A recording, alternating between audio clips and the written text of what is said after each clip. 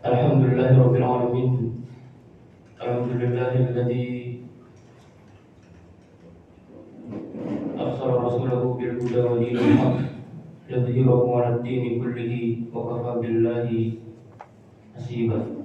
Asyhadu an la ilaha illallah wahdahu la syarika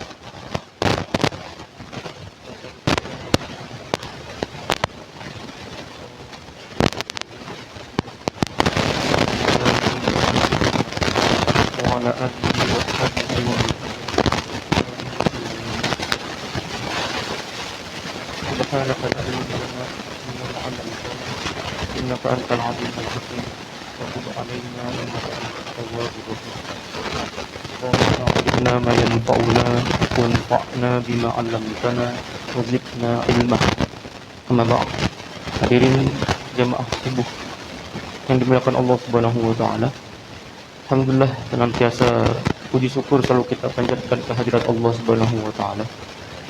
Yang dengan seluruh kenikmatan, rahmat dan karunia-Nya kita dapat kembali dipertemukan oleh Allah Subhanahu wa taala di dalam waktu-waktunya yang mulia.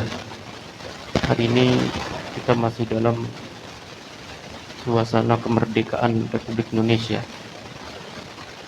Tepat 77 tahun yang lalu kemerdekaan Republik Indonesia diproklamirkan, dan bulan itu bertepatan hari ini dengan bulan Muharram, bulan di mana Allah Subhanahu wa taala banyak menyelamatkan para nabi-nabinya. Allah Subhanahu wa taala mengampuni dari dosa-dosanya Nabi Adam. Kemudian Allah Subhanahu wa taala juga menyelamatkan Nabi Ibrahim dari kobaran api. Kemudian Allah Subhanahu wa taala juga menyelamatkan Nabi Musa dari kejaran tentara-tentaranya Firaun.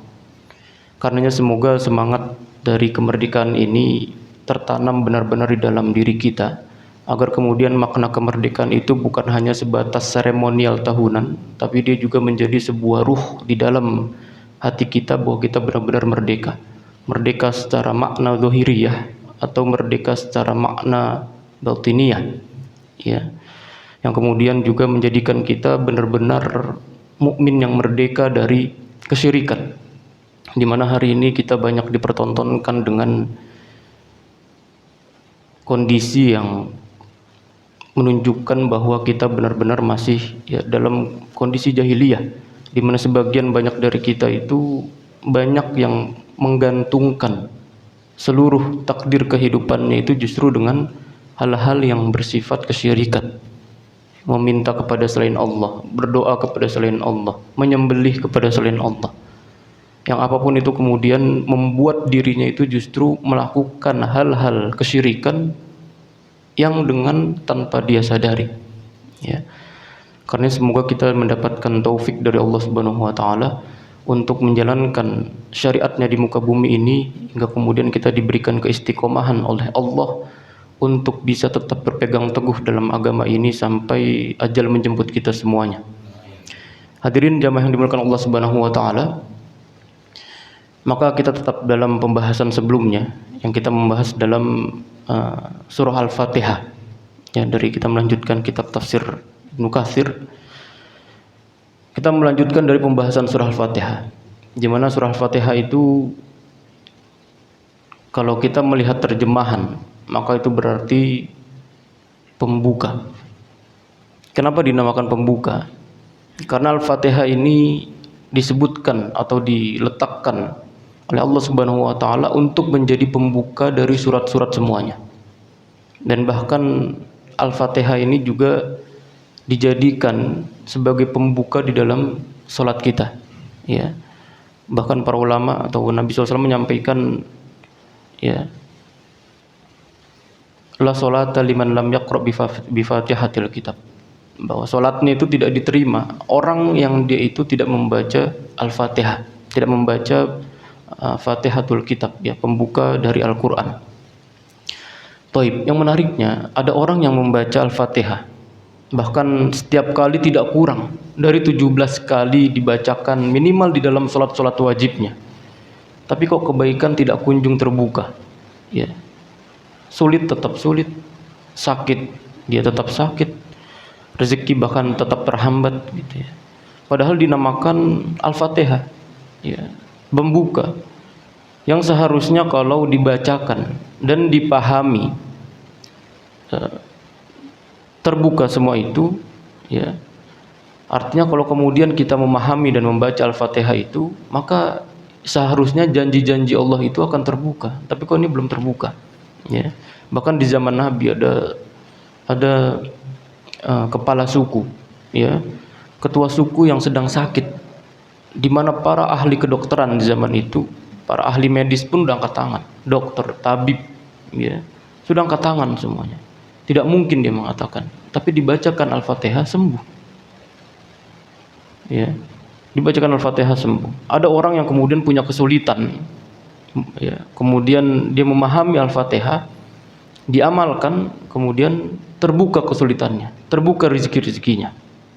Ya, orang sekarang membacakan Al-Fatihah, ya, ribuan kali, ratusan kali, ya, tapi tidak pernah mendapatkan kemudahan di dalam kehidupannya, tidak pernah mendapatkan janji-janji yang Allah Subhanahu wa taala berikan di dalam surat Al-Fatihah. Kenapa? Masalahnya apa? Di sini masalahnya, jangan-jangan setiap orang yang membacakan Al-Fatihah itu umumnya, ya, bahkan tidak mengerti apa yang dibacanya, tidak mengerti dari apa isi kandungan dari surat Al-Fatihah itu.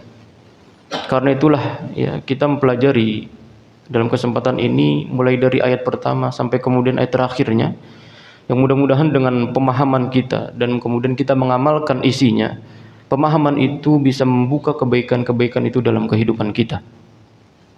Hadirin dengan Allah Subhanahu wa taala, maka kita masih dalam ya, kesimpulan pertemuan yang lalu, bahwa bismillahirrahmanirrahim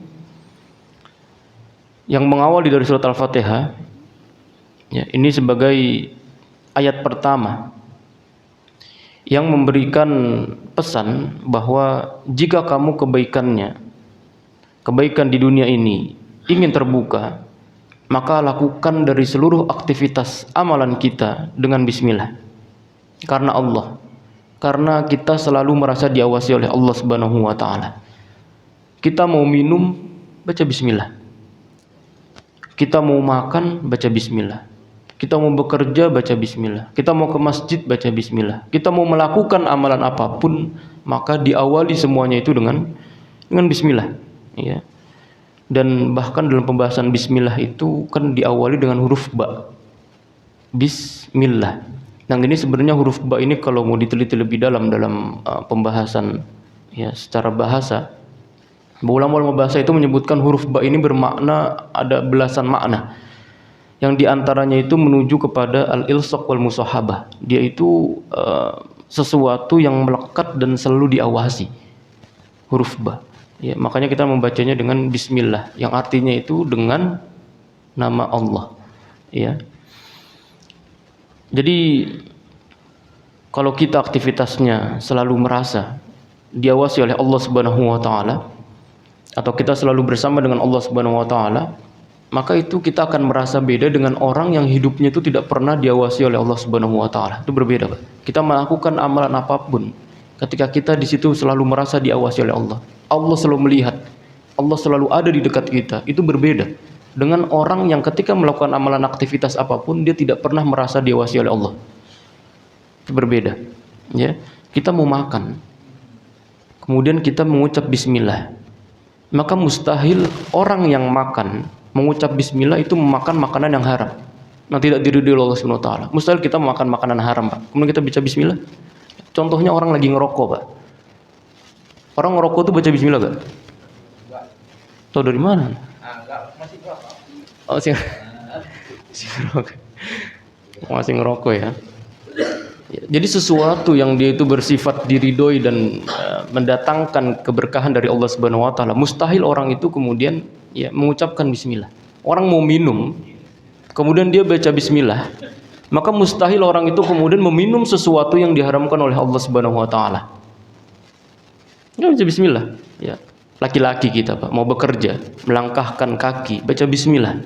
Mustahil kemudian kita itu bekerja kemudian melangkahkan kaki kita ke tempat-tempat yang tidak diridhoi dan diharamkan oleh Allah Subhanahu wa taala. Mustahil. Karena kita mengawali itu dengan bismillah. Kita telepon gitu misalnya, atau kita lagi berbicara, kita mengucapkan bismillah, maka itu mustahil kemudian kita melakukan aktivitas atau mengucapkan ya, kalimat-kalimat yang tidak diridhoi oleh Allah Subhanahu wa taala. Ya, jadi sebelum bismillah kemarin kita sudah membahas tentang kalimat at-ta'awud, kalimat berlindung kepada Allah Subhanahu wa taala. Jadi kita sudah diminta untuk berlindung, kemudian kita juga membaca bismillah. Itu kalau dari segi penjagaan itu kita sudah double itu, Pak. Sudah berlapis-lapis. Maka kalau kemudian kita itu masih melakukan hal-hal yang diharamkan oleh Allah Subhanahu wa taala, itu mesti yang kuat itu setan dalam diri kita. Ya, karena jin itu juga terbagi menjadi dua. Ada jin yang memang jin, ada yang dia itu syayatinal ins. Ada yang jinnya itu jin berupa manusia. Ya, dan ini yang kemudian lebih seram daripada jin yang benernya, Pak. Jin yang dia itu bersifat manusia. Maka kalau kemudian kita Ramadan itu, Ustaz nih Ramadan katanya jin-jin sama setan ini dibelenggu. Tapi kok masih ada yang berbuat maksiat? Masih ada yang enggak berpuasa, masih ada yang melakukan hal-hal yang diharamkan Allah. Kenapa? Karena jinnya ini sudah melekat di dalam diri manusia itu. Jadi manusianya ini sudah berlaku dan bersikap seperti jin. Ya. Maka itu yang kemudian kita itu dianjurkan untuk membaca bismillah dalam kondisi apapun. Itu kondisi yang berbeda, Pak. Kita akan melihat itu semua ya. Nah, kalau sesuatu itu dilakukan karena Allah, ya, maka perbuatannya itu disebut dengan takwa. Kalau kita selalu merasa bahwa aktivitas kita itu dimulai dengan bismillah dan kita selalu merasa diawasi oleh Allah, ya muraqabatullah, kita selalu merasa di dekat Allah Subhanahu wa taala, maka perbuatan yang kita lakukan itu disebut dengan takwa. Dan kalau ketakwaan ini telah meningkat, maka terbukalah dua peluang di dalam kehidupannya minimal. Terbuka dua peluang di dalam kehidupannya ketika ketakwaan seseorang itu mulai meningkat. Yang pertama, lahirnya kemudahan di dalam kehidupannya. Dibukakan oleh Allah Subhanahu wa taala solusi-solusi dalam permasalahan kehidupannya. Jadi ya nih, ketakwaan itu berbanding lurus dengan solusi yang Allah Subhanahu wa taala berikan. Bahwa jangan-jangan selama ini seluruh permasalahan kita itu tidak kunjung selesai. Itu karena tingkat ketakwaan kita itu tidak kunjung meningkat. Dia tetap stagnan dan begitu aja, ya. Dan itu bahkan Allah sebutkan. Apa dalilnya? Dalilnya itu contoh misalnya di dalam surat At-Tolaq. Ini ayat sudah ma'ruf di dalam akhir dari surat At-Tolaq. Ayat kedua itu di akhirnya itu Allah Subhanahu wa taala menyampaikan wa may yattaqillah. Siapa yang dia itu bertakwa, meningkatkan ketakwaannya kepada Allah Subhanahu wa taala. Wa may yattaqillah, apa yang ganjaran yang Allah Subhanahu wa taala sejajarkan dengan ketakwaan itu, ya ja'allahu makhraja. Itu udah jelas rumusnya, Pak. Ketakwaan meningkat mesti berbanding lurus dengan solusi. Itu udah otomatis. Ya, jadi kesulitan apapun kita dalam kehidupan kita, ya kita punya hutang atau kita punya permasalahan apapun dalam kehidupan kita, itu mesti selalu berbanding lurus dengan ketakwaan. Ya, bahkan ya kalau saya boleh menasehati bahwa kalau kita punya kesulitan dalam hidup, ya, tidak pernah tuntas dengan harta benda, tidak pernah selesai dengan harta yang kita miliki, tidak selesai dengan hebatnya ilmu kita, tidak selesai dengan hebatnya pengetahuan kita, tidak selesai juga dengan ya, tenaga yang sudah kita keluarkan dengan banyak, maka nggak usah bolak-balik ke psikiater, Pak. Kita nggak usah balik-balik ke ahli psikologi lah, ya karena ujung-ujungnya itu juga sama. Itu coba kita cek takwanya, kita cek ketakwaan kita, hubungan hablum minallah kita, ya, hubungan dengan Allah Subhanahu wa taala itu kita cek. Kalau itu kemudian kita selamatkan dengan kita memperbaiki hubungan kita dengan Allah, maka niscaya Allah Subhanahu wa taala yang akan ya menyelesaikan seluruh permasalahan kita. Karena justru ya nih, solusi-solusi dari langit itu enggak berbanding lurus dengan solusi yang kita pikirkan, Pak. Kita punya masalah A misalnya. Itu kita secara logika karena manusia, kita menyelesaikannya dengan ya nih, permasalahan yang sama. Tapi solusi dari langit enggak. Kadang kita punya masalah A, itu kita memasuki atau menyelesaikannya itu dengan solusi di Z misalnya, atau di solusi di M, di K dan sebagainya. Jadi nggak mesti harus ya nih kita menyelesaikannya dengan permasalahan yang sama. Ya, dia harus dibuka masalahnya lewat pintu yang lain. Ya, ini luar biasa dari solusi dari langit bahwa seluruhnya itu memiliki keterkaitan. Ya, kita punya masalah di dalam ya muamalah dengan orang lain misalnya. Maka kemudian kita itu menyelesaikannya justru kita minta dulu kepada Allah, nanti Allah yang akan menggerakkan hatinya atau memudahkan bagi kita untuk meminta maaf atau yakni menurunkan ego kita dan sebagainya. Karena Allah sudah janji, ya. Kalau kita tingkatkan takwa, maka itu akan selesai persoalan-persoalan kita. Ini janji Allah. Ini memang semua itu nanti berkaitan, Pak. Ini nanti berkaitan kepada akidah kita, keyakinan kita kepada Allah. Benar gak sih Allah Subhanahu wa taala itu benar-benar akan menyelesaikan permasalahan kita? Ya, dan itu kemudian akan kembali lagi kepada keyakinan kita terhadap janji-janji Allah Subhanahu wa taala. Allah sudah menjanjikan ini, dan innallaha la yukhliful mi'ad. Dan sungguhnya memang Allah Subhanahu wa taala itu tidak pernah mengingkari janji. Ini secara teori memang mudah, Pak. Tapi prakteknya itu sangat sulit. Ya, kita menggantungkan seluruh apapun ketakwaan dan amalan hidup kita itu hanya kepada Allah. Karena terkadang kita tuh suka sok tahu juga ya. Kita terkadang suka merasa sok pintar daripada Allah Subhanahu wa taala. Kita mampu menganggap bahwa seluruh permasalahan kita itu mampu kita selesaikan sendiri dengan ilmu kita, dengan harta kita, dengan apapun yang kita miliki. Padahal kita tahu bahwa kemampuan manusia itu terbatas. Dan di situ ada ilmu yang lebih tinggi, yaitu ilmunya dari Allah Subhanahu wa taala, ya.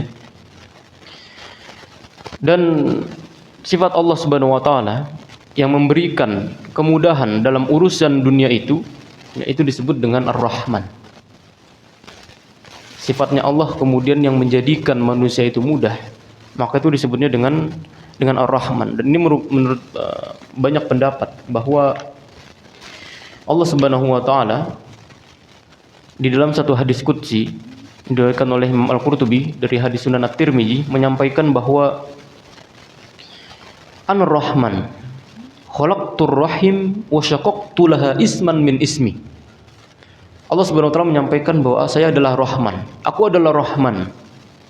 Khalaqtur rahim. Aku yang menciptakan, ya, Ar-Rahim. Ya, tali rahim, ya. Wa syaqaqtu laha isman min ismi, dan aku telah menjadikan untuknya nama dari namaku. Ya. Faman wasalaha wasaltuhu wa man qata'aha qata'tuhu. Maka barang siapa yang dia menyambung, ya, tali silaturahim itu, maka aku akan menyambungnya. Artinya aku akan menyambung hubunganku dengannya. Wa man qata'aha qata'tuha. Dan siapa yang dia memutus tali silaturahim itu, maka aku pun akan memutusnya. Allah Subhanahu wa taala di sini menyebutkan kalimat Ar-Rahman. Yang kalimat Rahman ini kemudian nanti disebutkan oleh para ulama, itu hanya khusus kepada Allah Subhanahu wa taala. Misalnya ketika disampaikan oleh Abu Ali Al-Farisi bahwa Ar-Rahman itu merupakan ismu amin fi jami'i anwa'ir rahmah yahtassu bihillahi taala. Bahwa Ar-Rahman itu merupakan nama yang bersifat umum yang meliputi segala rahmat. Jadi rahmat kita itu yakni yahtassu bihillah, dan itu hanya kemudian Allah Subhanahu wa taala itu yang berhak dan mampu mempunyai nama Rahman ini, ya. Kemudian disebutkan Ar-Rahimu innama huwa fi jihatil mu'min, dan sedangkan Ar-Rahim yaitu ditunjukkan kepada orang-orang beriman. Jadi Ar-Rahmah ini hanya khusus kepada Allah, sedangkan Ar-Rahim itu ditunjukkan hanya untuk orang-orang beriman, ya. Artinya itu Bismillahirrahmanirrahim, dengan nama Allah yang Maha Pengasih lagi Maha Penyayang. Yang penyayang itu Ar-Rahman atau Rahim? Hah? Penyayang ini Ar-Rahman atau Rahim? Tadi saya sebutkan Pak, bahwa Ar-Rahim ini khusus kepada orang beriman. Berarti Allah Subhanahu wa taala sayang kepada orang kafir. Maha Penyayang atau Maha Pengasih nih? Jadi yang Maha Penyayang ini yang mana? Yang Rahman atau Rahim? Nah ini terjemahannya itu kan Maha Penyayang, Maha Pengasih lagi Maha Penyayang. Ini saya sebutkan berkali-kali bahwa terjemahan itu sama sekali tidak, ya, ini bisa lah sedikit kemudian memahami, tapi hanya sebatas permukaan. Dia kemudian tidak cukup bagi kita untuk memahami sesuatu ayat. Kalau terjemahan itu konteksnya cuman menerjemahkan secara letterlek, secara bahasa, ya. Dia harus kemudian kita buka tafsirnya, apa yang dimaksud dengan Ar-Rahman, apa yang dimaksud dengan Rahim, apa yang dimaksud dengan Bismillah, ya, dan sebagainya. Baik. Maka di sini disebutkan bahwa Ya, Ar-Rahman itu khusus rahmat dari Allah, meliputi segala rahmat yang Allah Subhanahu wa taala berikan kepada hambanya, Ar-Rahman. Dan Ar-Rahim itu ditunjukkan khusus kepada orang beriman. Ya, apapun terjemahannya. Ya. Baik. Ini dalilnya Allah sebutkan dalam surah Al-Ahzab, wa kana bil mu'minina rahimah. Ya, dan Allah itu Maha Penyayang kepada orang-orang beriman. Ini disebutkan dari Imam Ibnu Abbas, terjemahanul Quran. Ibnu Abbas menyampaikan huma ismani raqiqani, bahwa keduanya Ar-Rahman dan Ar-Rahim adalah dua nama yang mengandung kelembutan. Ya. Ahaduhuma arqu minal akhar, di mana salah satu dari keduanya ini lebih lembut daripada salah satunya. Ya. Ai aktsarur rahmah, itu lebih banyak rahmatnya. Ini Allah Subhanahu wa taala itu kadang kalau kita banyak melakukan maksiat, Pak. Ini bedanya, makanya di dalam kita berakidah itu ada 3 pondasi yang utama. Yang pertama itu ya, kita itu takut kepada Allah Subhanahu wa taala. Ya. Ini menariknya, kalau kita takut kepada sesuatu, misalnya kita takut kepada singa, Pak. Kita itu mendekat atau menjauh? Menjauh. Kenapa? Karena kita itu takut dimakan sama singa. Kemudian ada yang kedua itu namanya ar-roja. Ar-roja itu artinya kita itu berharap, memohon, meminta kepada hanya Allah Subhanahu wa taala. Berharapnya itu kepada Allah Subhanahu wa taala. Kemudian yang ketiga itu ada namanya al-hub, cinta. Karena tadi kita itu ketika takut terhadap singa, kita pasti akan lari menjauh. Kenapa? Karena kita tidak cinta dengan singa. Tapi kalau kita takut sama Allah, Pak, kita menjauh atau mendekat? Mendekat. Kenapa kita mendekat sama Allah? Karena kita cinta sama Allah. Maka dalam ketika kita mengaplikasikan ya akidah kita dengan baik dan benar, maka seluruh yang kita lakukan berupa amal ibadah itu kita akan semakin dekat kepada Allah Subhanahu wa taala. Kenapa? Karena kita cinta. Kita memiliki masalah, kita punya melakukan maksiat atau bahkan dosa besar sekalipun, itu kita dimintanya itu untuk bertaubat. Bertobat tuh ngapain? Mendekat sama Allah Subhanahu wa taala. Kalau kita menjauh itu justru kita semakin hancur. Semakin tersesat, jauh dari Allah Subhanahu wa taala. Ini saking cintanya Allah kepada makhluknya. Karena Allah itu memiliki sifat Ar-Rahman, Pak. Ar-Rahman itu maha lembut, maha memberikan rahmatnya. Yang ketika hambanya itu melakukan kesalahan, melakukan dosa dan maksiat di dalam kehidupannya, ketika dia mau bertobat, mendekat diri kepada Allah Subhanahu wa taala, maka dengan cintanya itu Allah Subhanahu wa taala akan mengampuni dirinya kok. Coba kita punya masalah kepada teman kita. Ya, saudara kita lah, kalau teman mungkin kejauhan. Saudara kita. Itu kira-kira kalau kita melakukan kesalahan, ya orang ini karena dia tidak memiliki sifat Ar-Rahman tadi, ya, maka dia pasti akan jengkel, akan kesal, akan lebih milih untuk jangankan mendekat ke kita yang punya salah, menjauh pasti dia. Nggak mau lagi dideketin sama kita. Kenapa? Karena dia nggak memiliki sifat itu. Sifat lembut di dalam hatinya itu. Oh, Nabi Muhammad saja, Pak, untuk mendapatkan risalah wahyu itu, hatinya itu dibelah 2 kali itu. Kenapa? Karena masalah hati kita ini, bahkan sekelas Nabi pun ya untuk penjagaan dari Allah Subhanahu wa taala, tidak ingin kemudian hati nabinya itu terpenuhi dengan ya sifat-sifat dari jin, sifat-sifat dari setan yang justru mengotori hati dari seorang nabinya. Maka dibersihkan, diberikan kasih sayang, diberikan kelembutan. Bahkan Allah Subhanahu wa taala itu menurunkan kelembutan ini kepada Nabi Muhammad SAW. Makanya Nabi kita itu walaupun Nabi SAW itu memang tidak pernah marah, Pak. Pernah marah, ya. Pernah marah dalam beberapa kondisi. Tapi Nabi SAW itu lebih banyak mengedepankan rahmatnya, artinya memberikan kasih sayangnya, kelembutannya kepada kaumnya. Umatnya itu memberikan kesalahan, Nabi SAW ditanggapi dengan santai aja. Ada orang yang kemudian, ya, Nabi SAW itu dalam peristiwa pertama kali berdakwah di fase Mekah, Nabi SAW itu pernah ya, bahkan diberikan kotoran di pundaknya lagi sholat, diinjak kepalanya, bahkan diberikan ya perlakuan-perlakuan yang tidak senonoh, tidak baik dari orang-orang kafir Quraisy, yang itu termasuk dari bagian keluarganya. Karena orang-orang Mekah itu hidupnya itu sukanya berdekat-dekatan, Mbak. Yang dekat-dekatan ini semuanya keluarga semua. Kita pernah, ya ini ada kan di Indonesia kan, satu RT tuh isinya keluarga semua, ada gak Pak? Ada kan? Satu RT isinya keluarga semua itu. Ya, yang nggak keluarga dekat tapi ada silsilah keluarga. Nabi SAW seperti itu. Dan kebanyakan yang justru menentang dakwahnya Nabi itu kebanyakan dari keluarga-keluarga terdekatnya itu. Tapi apakah Nabi benci? Apakah Nabi kemudian marah? Dia kesal, kemudian dendam kepada keluarganya hingga kemudian tidak mau mendakwahkan agama Islam ini kepada keluarganya? Enggak. Nabi SAW justru tetap bersikap lembut. Jangankan Nabi Pak, Abu Bakar. Ini dalam surat An-Nur itu disebutkan, ya, Abu Bakar itu punya keponakan. Namanya Mistah. Namanya Mistah. Antum tahu tentang kisah Aisyah itu ketika jadi Nabi SAW itu ketika ingin berperang, ya, itu kan biasanya Nabi SAW itu mengundi siapa istrinya itu nanti yang akan ikut. Kemudian begitu diundi ternyata qadarullah Aisyah yang ikut berperang. Artinya ikut yang menemani Nabi SAW dalam kondisi perang itu.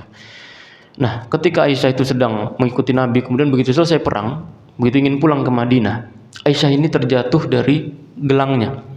Gelangnya ini terjatuh, yang Nabi SAW itu sampai bahkan memberhentikan pasukan, Pak. Ini Masya Allah Nabi ya. Dia bukan hanya sekedar sosok seorang panglima perang, pemimpin negara, Nabi lah. Dia juga seorang suami yang baik. Antum kebayang pasukan perang itu, Pak. Sekian ribu orang itu diberhentikan sama Nabi itu, Pak. Diberhentikan Nabi buat apa? Buat nyari gelangnya Aisyah yang jatuh itu. Apa enggak receh itu? Tapi karena Nabi sosok seorang suami yang baik lah, dia berhenti pasukannya itu. Cari gelangnya Aisyah. Itu dicari sama Nabi, Pak. Nabi turun cari sama Aisyah. Karena Aisyah ini badannya kecil. Ya, secara perawakan dia nggak besar. Badan kecil. Jadi begitu dia naik ke kalau perang itu kan suka ada tenda itu di atas onta itu. Itu kalau bahasa Arab tuh namanya khaudaj. Apa bahasa Indonesianya? Sekedup ya. Dia tenda kecil itu ya, kalau lagi perang itu suka di bawah itu. Nah, Aisyah itu ketika ditandu itu dia nggak berasa, Pak. Kadang pasukan itu juga kalau Aisyah naik atau nggak naik nggak berasa, orang kecil badannya. Jadi nggak berasa. Nah, jadi Niko dulu singkat ceritanya itu pasukan ini ngerasa bahwa kayak udah naik Aisyah nih. Dia dibawa jalan, Pak. Padahal Aisyahnya itu lagi nyari. Ya. Begitu Aisyah lagi nyari, loh kok ditinggal? Ditinggal sama pasukan, udah jauh, pasukan udah berjalan karena Aisyah itu sedang mencari-cari. Nah, begitu sedang mencari itu. Kemudian ada di belakang itu namanya pasukan istilah militer itu pasukan penyapu bersih lah. Dia bagian belakang itu biasanya. Nah, bagian penyapu itu ada namanya Sofwan bin Mu'attal. Nah, Sofwan ini kemudian begitu, lah kok ada ibu negara ngapain sendirian di padang pasir? Pasukan yang nggak bersama siapa-siapa. Ya, kemudian tanpa bicara apapun, Pak. Dia nggak, ya jangankan ngapa-ngapain ya, berbicara aja enggak. Makanya Sofwan itu berjalan di depannya Aisyah radhiyallahu anha. Ya, kemudian berjalan terus sampai kemudian masuki Madinah. Nah, ini begitu masuk Madinah, itu kan dilihat tuh sama orang-orang siapa? Orang-orang munafik, orang-orang Yahudi. Nah, barulah kemudian beritanya ini diviralin. Oh, ini Sofwan bin Mu'attal berdua-duaan sama Aisyah ini. Nah, termasuk yang menyebarkan, yang memviralkan berita itu adalah si Mistah itu. Siapa tadi Mistah? Keponakannya Abu Bakar. Maka betapa marahnya Abu Bakar ketika mendapati bahwa loh, Mistah ini kan keponakan yang dibiayai hidupnya sama Abu Bakar. Dia tuh hidupnya tuh ditopang sama Abu Bakar. Dia diberikan suplai sama Abu Bakar setiap bulan itu mungkin berapa uang lah diberikan kepada si Mistah itu. Ya. Sehingga kemudian begitu Abu Bakar itu mendapati bahwa loh, kok Mistah kok ikut-ikutan nyebarin berita tentang anakku. Padahal di beritanya nggak benar, orang bohong kok, tuduhan. Makanya itu nanti di dalam surah An-Nur ada itu, Pak, tentang tuhmah, tentang tuduhan kepada Aisyah. Ya. Jadi begitu, singkat ceritanya begitu Abu Bakar itu mendapati bahwa termasuk orang yang menyebarkan itu adalah Mistah, keponakannya sendiri, orang yang suka dibayang-bayangan, Mbak. Antum membiayai orang nih buat sekolah, ngasih beasiswa gitu. Nah, begitu dia sudah pintar, justru dia menjadi orang yang misalnya menjelek-jelekkan keluarga antum. Apa enggak, gimana itu kita ngerasain? Ente udah aneh bayayain, nanti juga yang nggak tahu diri. Maka Allah Subhanahu wa taala kemudian menurunkan satu ayat di dalam surat An-Nur itu. Allah Subhanahu wa taala menyampaikan wala ya'tali ulul fadli minkum was-sa'ati ayyutu ulil qurbah. Intinya itu apakah kemudian antum itu mau tetap memaafkan, ya, dari apa yang dilakukan oleh keponakannya ini, ya, Mistah ini. Ala ayaghfirullahu lakum. Ya, tidakkah engkau ingin bahwa apa yang dilakukan Mistah ini, maksudnya apakah engkau ingin bahwa tetap engkau membiayai biaya dari Mistah walaupun engkau terluka, sakit hatinya, nanti engkau akan mendapatkan ampunan dari Allah Subhanahu wa taala. Apa kata Abu Bakar? Mau kalau kayak gitu. Jadi walaupun Abu Bakar itu, ya, dilukai oleh si Mistah itu, tapi dia tetap membiayai dari hidupnya si Mistah. Ini tetap bagaimana Abu Bakar itu kan juga terkenal seorang sahabat itu yang lembut, Pak. Bahkan di dalam zamannya Umar itu mengatakan bahwa saya ini bisa kasar, bisa keras seperti ini karena dulu Abu Bakar itu terlalu lembut. Maka saya ini keras gitu. Kalau saya ikut-ikutan lembut nggak bisa.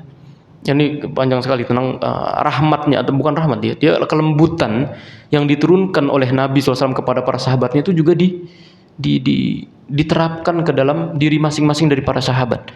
Maka kalau hari ini kita itu tidak memiliki sifat lembut kepada saudara seiman kita, saudara semuslim kita, itu mesti kita ngikutin syariatnya siapa itu. Karena Nabi itu menurunkan, Pak, sisi lembutnya Nabi SAW itu turun kepada para sahabat. Para sahabat itu rela kok. Kemudian dirinya itu disakiti, asal jangan sahabat saya, asal jangan saudara saya. Ya, maka para sahabat itu kemudian secara keimanan, ya, Nabi SAW itu pertama kali hijrah, apa yang dibuat oleh Nabi SAW selain membangun masjid? Persaudaraan. Itu yang dibangun oleh Nabi SAW. Karena saling, ya, bersikap lembut. Fabima rahmatin minallahi ta'ala. Kalau bukan karena rahmat, kelembutan dari Allah Subhanahu wa taala kepadamu Muhammad, lintalahu. Walau kunta faddan ghalidul qalbi lan faddu min haulik. Kalau antum tuh bersikap kasar, enggak bersikap lemah lembut kepada sahabat-sahabatmu, mereka pergi pasti. Jadi karena kelembutan yang Allah Subhanahu wa taala kemudian berikan kepada Nabi Muhammad SAW, maka Nabi Muhammad SAW itu bersikap menurunkan sifat lembut itu dalam bermuamalah kepada para jangankan sahabat, Pak. Nabi SAW itu ada seorang Yahudi namanya itu Mukhairik namanya. Ini Mukhairik seorang Yahudi Madinah yang dia itu ketika meninggal dia mewakafkan hartanya itu untuk Nabi Muhammad SAW. Kalau orang Yahudi dia. Mukhairik ini salah satu orang Yahudi yang kaya. Dia punya beberapa kebun di Madinah. Yang kebun itu kalau kemudian dikonversikan kepada uang, yaitu banyak sekali uangnya. Ada 7 kebun kalau nggak salah. 7 kebun itu kan berapa pohon itu, Pak? Banyak kan, ya. Maka 7 kebun ini diwakafkan oleh Mukhairik.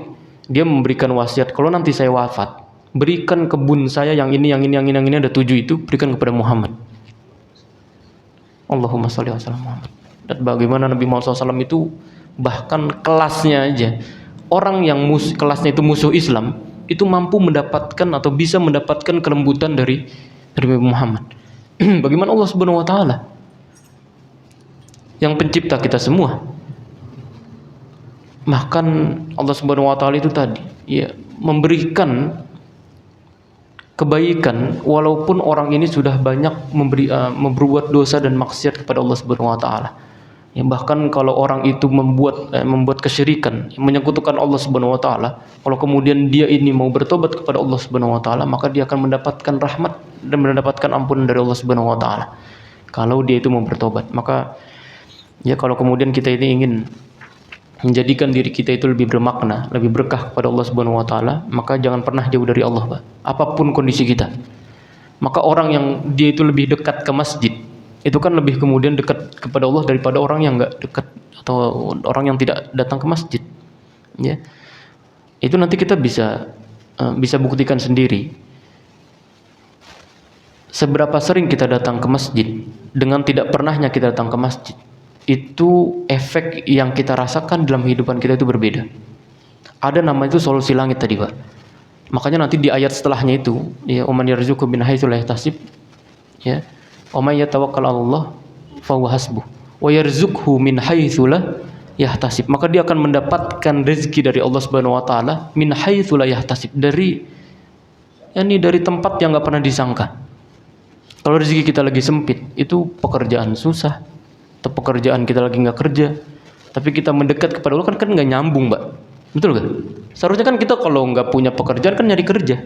Kita bekerja, nyodorin proposal, ya, untuk kemudian mendapatkan pekerjaan. Tapi karena ini solusi langit, yang diminta sama Allah tuh kadang bukan kita nyari kerja perintahnya, tapi fatawakkal wattaqullah.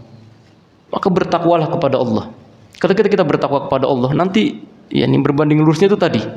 Sama Allah Subhanahu wa taala itu di antara solusi-solusinya adalah wa yarzuqhu min haitsu la yahtasib. Itu ada aja nanti orang Pak yang datang. Ya.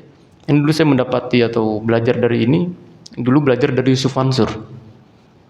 Waktu dulu tuh, waktu tahun saya masih SMP atau SMA itu. Itu titik balik kehidupan saya ketika saya itu mulai mendekat kepada Allah Subhanahu wa taala. Karena yang saya mendapatkan hikmah dan garis besar dalam kehidupan saya itu, kalau orang sholat itu pasti hidupnya baik. Itu saya cuma menggarisbawahi itu doang, Mbak. Karena pada waktu itu konteksnya saya mau masuk perguruan tinggi negeri, ya, yang itu saya pikir kayaknya kalau secara akademi saya ya nggak terlalu pintar lah.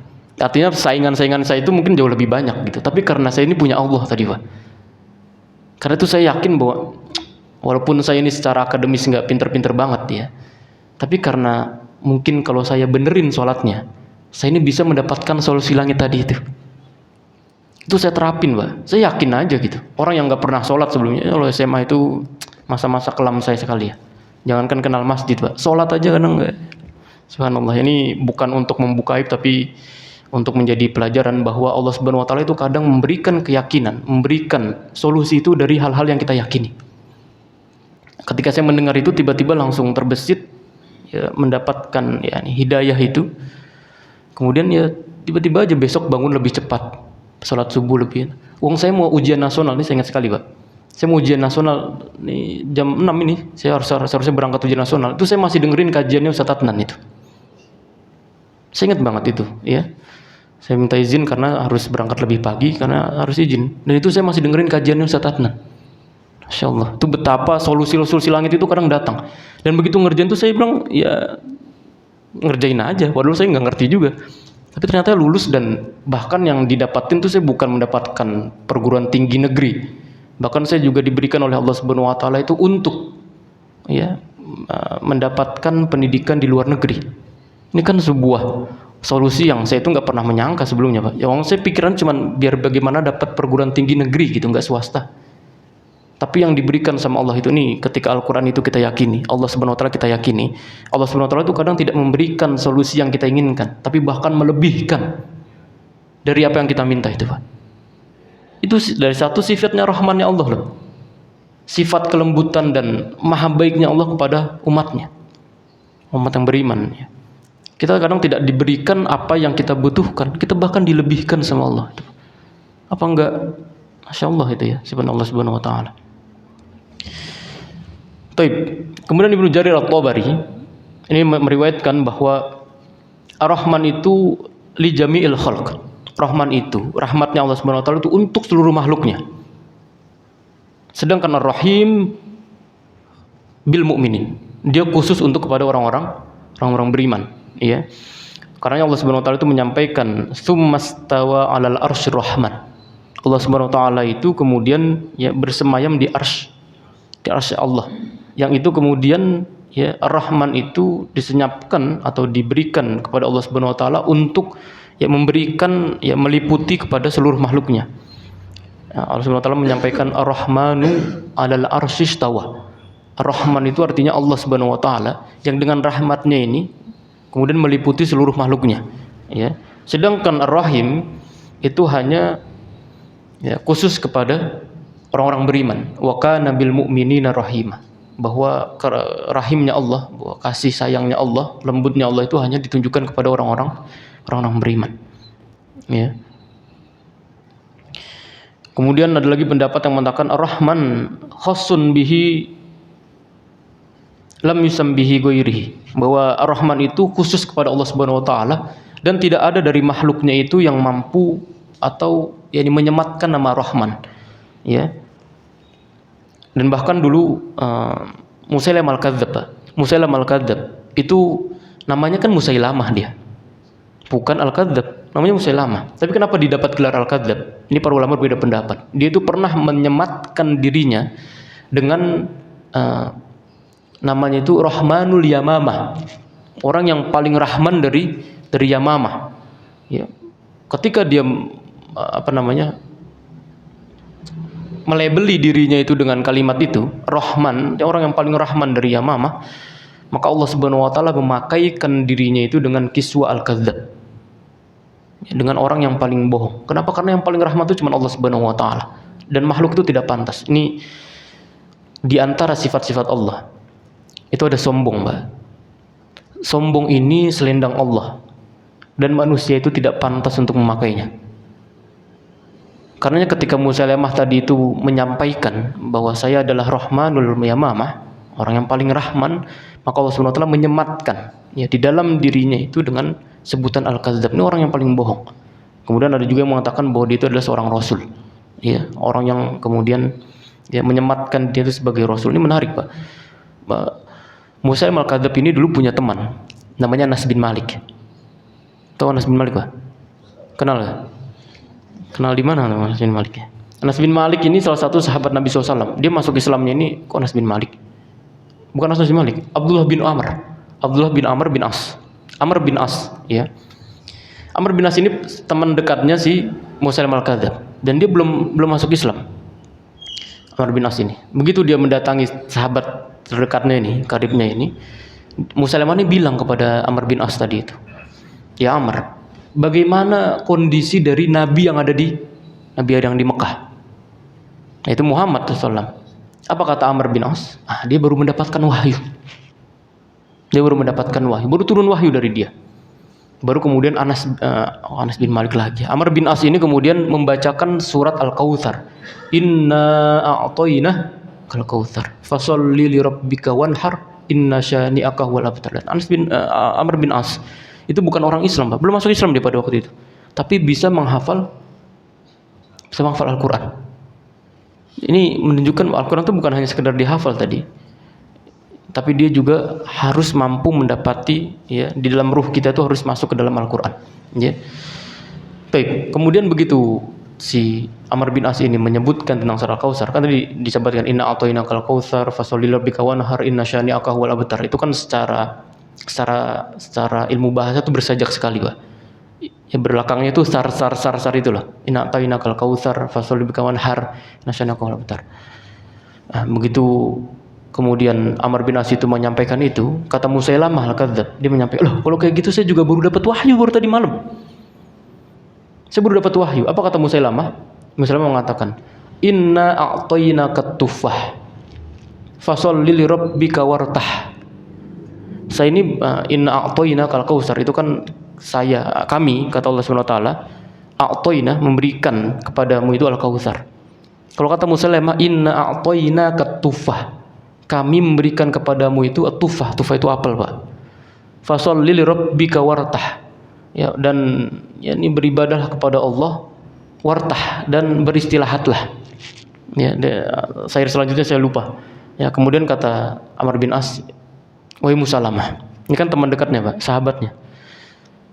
"Innaka ta'lam anni a'lam annaka kadzdzab."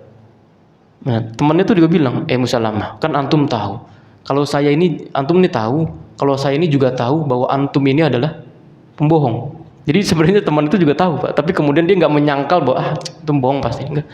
Tapi temannya ini dengan adab, dengan sopan gitu ya. Amr bin As itu mengatakan, innaka ta'lam anni a'lam annaka kadzdzab. Itu ada berapa huruf ta'kid itu, Pak. Ya. Antum kan tahu bahwa saya ini sesungguhnya saya juga tahu kalau antum ini bohong. Ya, nggak mungkin antum ini mendapatkan wahyu, kan nggak mungkin.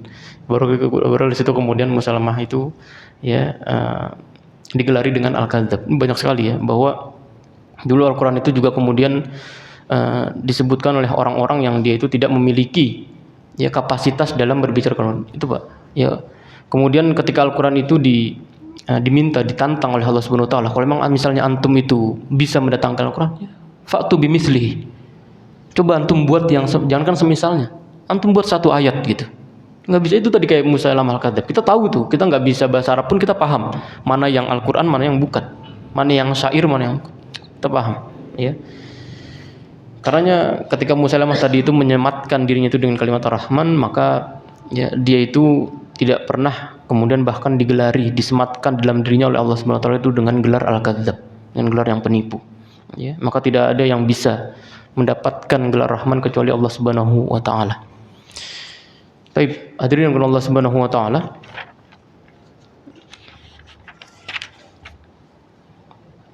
Itu banyak sekali ya di dalam Al-Qur'an itu ketika Allah Subhanahu wa taala itu ya, misalnya di dalam pertemuan yang sebelumnya kita sampaikan bahwa ketika Maryam, ini kalau masih ingat Pak, ketika Maryam itu sedang menyendiri dan membuat hijab, ya.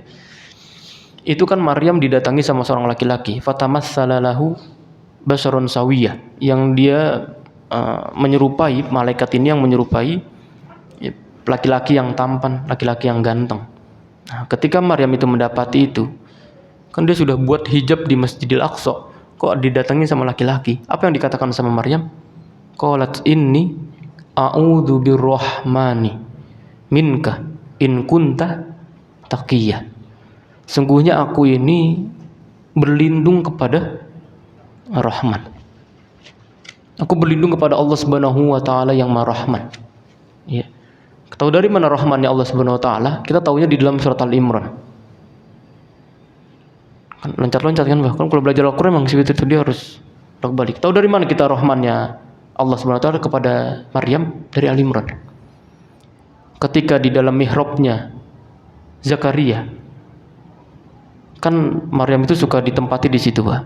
Ketika Zakaria itu masuk, Nabi Zakaria mendapati kok ada makanan, ada rezeki. Apa kata Nabi Zakaria? Anna laki hadza. Antum dapat dari mana nih?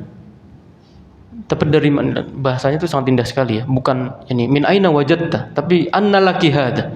Antum dapat dari mana nih makanan ini? Nih tingginya bahasa yang kemudian disampaikan oleh Allah Subhanahu wa taala dalam Al-Qur'an. Antum dapat dari mana? Ini takbirnya itu sangat indah sekali. Antum dapat dari mana ini wahai Maryam? Apa kata Maryam? Innama huwa min indillah. Sesungguhnya ini adalah dari Allah Subhanahu wa taala. Allah Subhanahu wa taala yang Maha Rahman, itu disebutkan dalam tafsirnya bahwa rezeki yang Allah Subhanahu wa taala berikan kepada Maryam pada waktu itu makanan yang ada di musim dingin, padahal waktu itu musim panas. Jadi memang di Arab itu ada makanan-makanan yang hanya adanya itu sesuai musimnya itu. Kalau kita kan di Indonesia kan ada sekaligus ada ya. Kan nggak ada kita makan kadang-kadang makan rendang gitu, ada. Nggak ada kan musim-musim rendang lah. Semuanya kalau makan rendang di hari apapun bisa. Ya apapun itu kadang. Ya mungkin kalau kita buah-buahan lah. Ya kadang ada buah yang di musim ini nggak ada gitu. Betul kan nih? Ya. Seperti itulah. Nah, makanya ketika dalam tafsirnya itu ketika Nabi Zakaria itu bilang ini kan musim panas, kok makanan musim dingin kok ada? Aneh, Nabi Zakaria itu aneh mendapati itu. Maka kemudian dia bertanya itu kepada Maryam. Ya, seperti itulah terimaan Rahman. Rahmannya dari Allah Subhanahu wa taala. Bahkan dalam surat Al-Isra ayat terakhirnya itu Allah Subhanahu wa taala menyampaikan qul ud'ullah awidur rahman ayyamma tad'u falul asmaul husna. Ya. Serulah Allah atau awidur rahman atau serulah Ar-Rahman ayyamma tad'u falul asmaul husna. Yani apapun yang antum seru kepada Allah Subhanahu wa taala, maka sungguhnya Allah Subhanahu wa taala itu memiliki asmaul husna. Nah, ini ada 99 nama, Pak. Maka barang siapa yang kita itu membaca atau bahkan menghafalnya, dakhulal jannah, kita akan masuk dalam surga. Ini juga salah satu dari rahasia kalau kita itu dapat dimudahkan hidupnya itu kita menghafal Asmaul Husna, Pak. Ini saya juga nggak tahu dari mana efek atau keterkaitannya. Tapi dulu waktu saya ngafalin juga saya mudah itu. Ya, ini karena testimoni langsung. Ya, saya dulu pernah diminta sama ibu dulu itu, ibu saya itu minta coba antum menghafal Asmaul Husna gitu. Itu ternyata memang benar, Pak. Karena banyak permasalahan-permasalahan yang waktu itu mungkin saya nggak sadar kalau salah satu dari asbabnya itu karena menghafal dari Asmaul Husna itu. Wallahul ladzi la ilaha illa warrahmanur rahim al-malikul quddus, terus sampai akhirnya itu 99 itu. Itu kalau kita hafal ini. Apalagi kemudian kita meresapi makna dari setiap nama-nama Allah Subhanahu wa taala itu kita akan dimudahkan sama Allah Subhanahu wa taala kehidupan. Itu wallahi Pak, ini benar-benar nyata ya. bahwa seluruh kehidupan kita itu dimudahkan oleh Allah SWT. Minimal kita tidak diberikan kesulitan. Minimal. Hidup kita itu ya walaupun nggak kaya tapi nyaman aja cukup gitu. Itu karena Allah Subhanahu wa taala memberikan rahmatnya dengan orang-orang beriman, ya. Wallahu a'lam bishawab. Ya, mungkin ini yang dapat kita bahas dalam pertemuan kali ini.